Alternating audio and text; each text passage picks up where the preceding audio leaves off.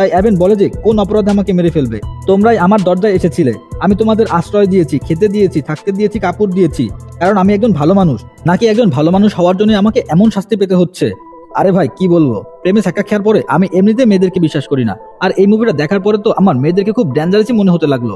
তো বন্ধুরা, মেয়েরা কি আসলে এমন ডেঞ্জারাস? আপনার কি মনে হয় অবশ্যই কমেন্ট করে জানান।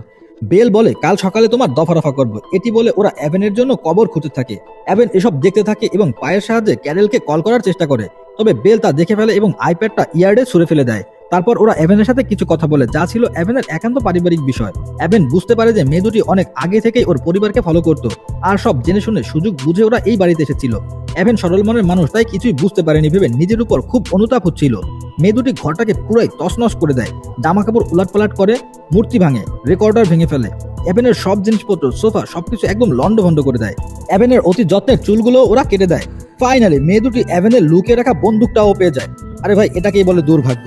জেনেসিস তো বন্দুকটা পেয়ে খুব খুশি হয়, কারণ এটা তার অনেক দিনের স্বপ্ন যে তার নিজের একটা বন্দুক থাকবে। জেনেসিস অ্যাবেনকে গান পয়েন্টে রেখে বেলকে বলে ওর বাঁধন খুলে দিতে। জেনেসিস বলে আমরা এখন লুকোচুরি খেলবো, যদি আমরা সূর্য ওঠা পর্যন্ত তোমাকে খুঁজে না পাই তাহলে আমরা এখান থেকে চলে যাব আর তুমি মুক্ত হয়ে যাবে।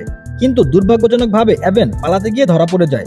সূর্য ওঠার পরে মেয়ে দুটি অ্যাবেনকে পুরোপুরি বেঁধে মুখ বন্ধ করে কবরের মধ্যে ফেলে দেয় আর গলা পর্যন্ত পুঁতে রাখে। ওরা অ্যাবেনের মুখ খুলে দেয়। অ্যাবেন বলে যে আমাকে মেরো না, তোমরা যা চাও যা বলবা আমি তাই করব।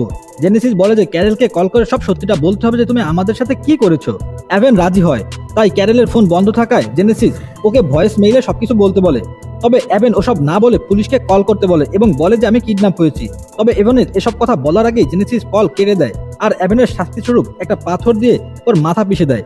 তবে মূলত ও সত্যিকারে ওকে মারে না, শুধুমাত্র অ্যাবেনকে ভয় দেখিয়েছিল।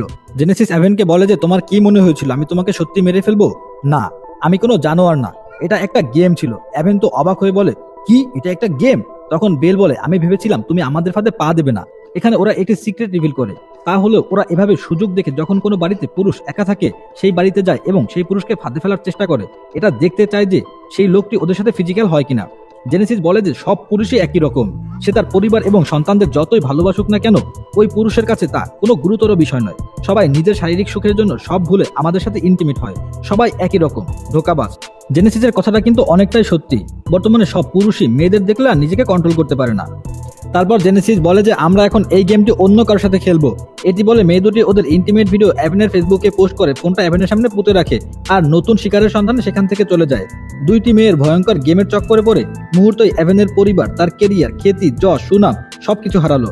এদিকে অ্যাবেনের পরিবার ফিরে আসে আর ঘরের বিচ্ছিরি অবস্থা দেখে ওরা তো অবাক হয়ে যায়। আর অ্যাবেনের ছেলে বলে যে হয়তো বাবা বাসায় পার্টি করেছে।